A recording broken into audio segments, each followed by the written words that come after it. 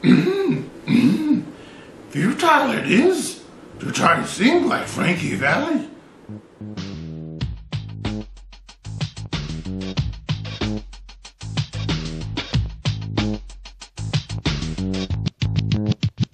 What's up, YouTube world? It's your boy Vega Bomber back.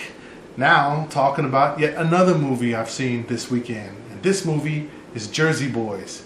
Now let me just say right off the bat, I love music. Music is probably my #1 form of media. I fell in love with music first, and then it was sports, and then it was movies, and now it's still music first, maybe movies are now second, and sports are now third, and then of course I like live action. But this movie, Jersey Boys, is a movie directed by Clint Eastwood, who I loved it when he had done Mystic River, he did $1 Million Baby, and I liked even Gran Torino. Now, I know he's had a couple clunker films as well, but hey, I don't mind. Clint also knows something about music. He's played music before. He's been in music in some of his films, actually. So I don't mind that he's doing this movie that's really taken from the play that's live action that got about, what, 8 or 9 Tonys, something crazy like that. And the lead character, John Lloyd Young, who actually plays Frankie Valli in the movie, won some of those awards for singing the Tonys. So yeah, there's some pedigree here with this.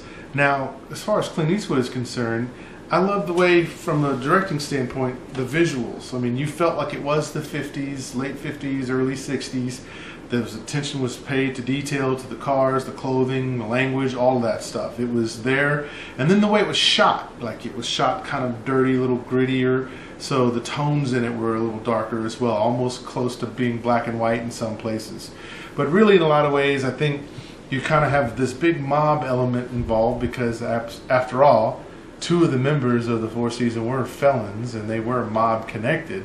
When they're showing that part of the film, it is to show you where they came from. You got the basic story. Here's 4 guys that were singing on a corner that eventually got to sing in front of the world.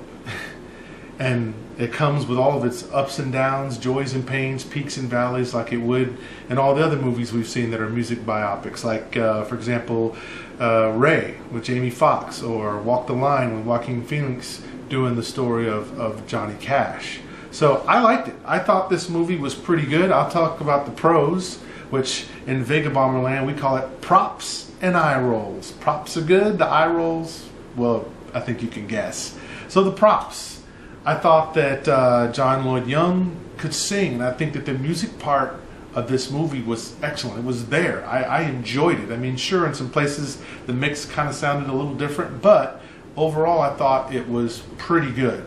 I'd say the second prop that I give to is Christopher Walken. He played an awesome Godfather-like mobster. He was really good. He was funny in points, and then other moments he showed his compassion for these wayward boys, because they were definitely on the path to, as they say in the film, either having a bullet in their head or going into jail or just joining the mob. One of those lifestyles is what was going to happen to the boys that were growing up in that part of Jersey.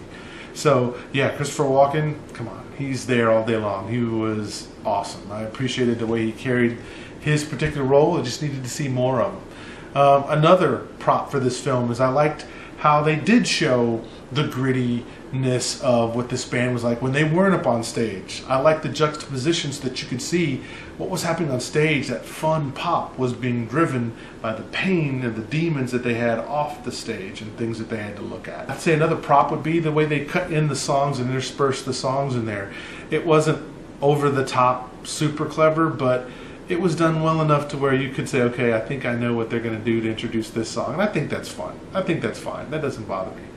Now, with all that said, there are a couple of eye rolls. And I'd say I have maybe 1 or 2. And I'd say one would be the whole talking to the camera, breaking the fourth wall thing. There were several opportunities or several situations in this film where the actor who happened to be talking looked at the screen and just told you something that really they didn't need to tell you. You were going to see the scene anyway. So you kind of wondered, why all this over narration? And then sometimes it was confusing, because it was like, are they talking to us? Or are they talking to the actor in the room? And you don't know that until the camera pans over and shows you that there's actually someone else in the room. So it was kind of confusing.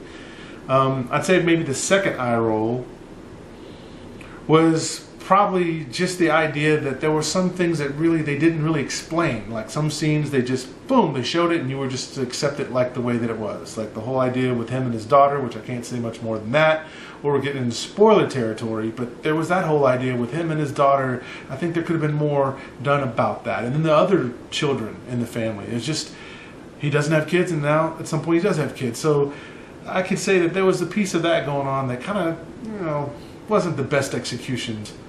But that's pretty much the two things that had me eye roll the most. It didn't ruin my enjoyment of the film. So, what did I give it? Vega Bomber, as you know, Vega Bomber Land, it's either blown up huge, like in a good way, like a hot air balloon blows up. It's fun to look at. It can travel. You can go somewhere in it. You can sightsee. Or you just blow it up because it just needs to be detonated. It just needs to be destroyed. And Vega Bomber gives the Jersey Boys the huge blowing up sign. Yeah, this movie's watchable despite a few of the execution errors. I think you'll enjoy it because the music just takes over. So at any rate, this is Vommer letting you know what's up with what's up. And now, I'm out. Yeah!